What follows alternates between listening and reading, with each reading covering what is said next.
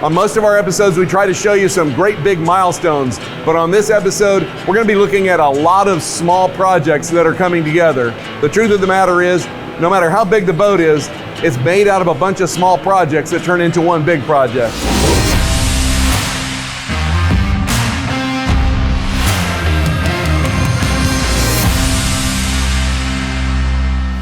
We're in the salon of hole 64, the 68-foot Jarrett Bay.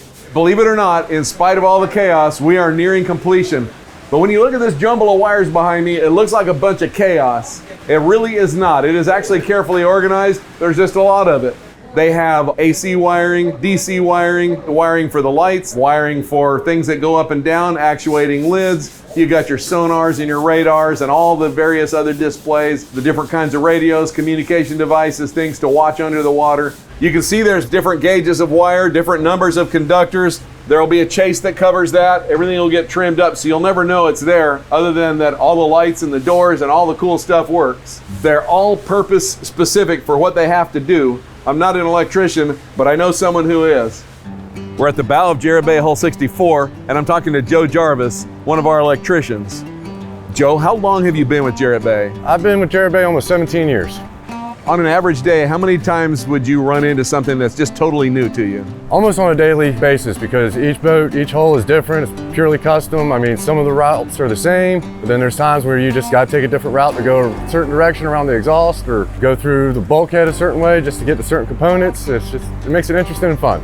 We looked at some bundles inside, and there were some bundles that were bundled up kind of loosely with white zip ties, and then some bundles that looked like they were all nice and tidy with the black zip ties. And you've talked to me about that before, but what exactly does that mean? Well, typically, because you end up going to a bundle multiple times. So we use the cheaper white zip ties kind of as our keepers to be able to keep the bundle nice and clean. And then once we get to the finished product is the black zip ties, all clean, trimmed, and pretty. So that's why you know, all right, that bundle is done. So you've talked before about spare wires in a bundle or something, but what is the spare wires all about? Spare wires is future expansion, and for anything that pops up, at the last minute. So, you've already got a finished bundle, the headliner's up, there's cabinets in, so you don't want to spend a day taking stuff apart just to run one wire. You've got a wire that's already in that general location. You're able to go there, grab it, go into the panel and do what you got to do with it and keep on rolling and keep the process going. Okay, so there's a little redundancy as well as somebody's got a last minute idea. Exactly, which happens quite often. That's the nature of custom. That is the pure nature of custom. Now, you're significantly taller than me, and I've seen you get into some incredibly tight places. How do you do that? Well, we call that boat yoga. Boat yoga. Luckily, I'm not a big man. That's how I'm able to shimmy and Superman into certain holes and get where I need to get. It is not the most comfortable, but it keeps the core strong and keeps me limber. And you got to do what it takes to get the job done. All right. Thanks for taking a few minutes out of your day to talk to us. I'll let you get back to your boat yoga, and we have more territory to cover. I get a lot of questions about how much wire is in a boat. The truth is, a lot. And we don't exactly know, but we know that it is in excess of 30,000 feet in this boat. That's almost 6 miles, which is taller than Mount Everest if you were to string them all end to end.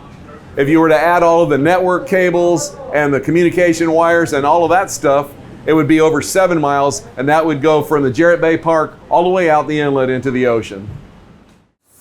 I am down forward in hole 68, Jarrett Bay's 90-footer, and I am standing in what will be the forward fuel tank. We also have waste and water tanks in process. So the waste tank is in the center line. We have 4 water tanks in this boat, 2 on each side. We kind of got a mess because everybody's working at once. Another component to our waste and water tanks is the flange. Now we use these all over the top edges of our water tanks and our waste tanks. They get glued to the side, and eventually the lid gets glued down to this. We try to make these flanges as big as we can afford in the space because that gives us a bigger glue surface. These flanges and all of the other components we use in our built-in tanks, we hand lay them here. The reason we do that is we want to have a little bit more resin saturation, and also we use multi-axial fibers so that we have fibers going in multiple directions.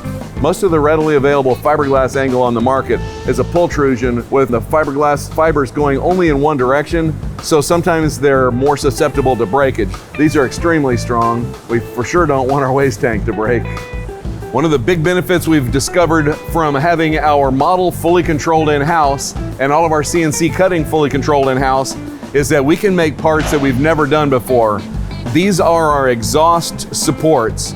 You can see the round parts where the exhaust pipe will go, and up here there's more of a squarish, but it has some roundish shape to it. They'll be placed in the boat and our exhaust will cradle into this as we assemble it. You can see it was all cut and modeled to match our boat exactly. This will simplify our process a lot, and you can also see that we've already installed supports for our chase tubes. So we'll run our chase tubes from our pump room through these little slots all the way back to our lazarette.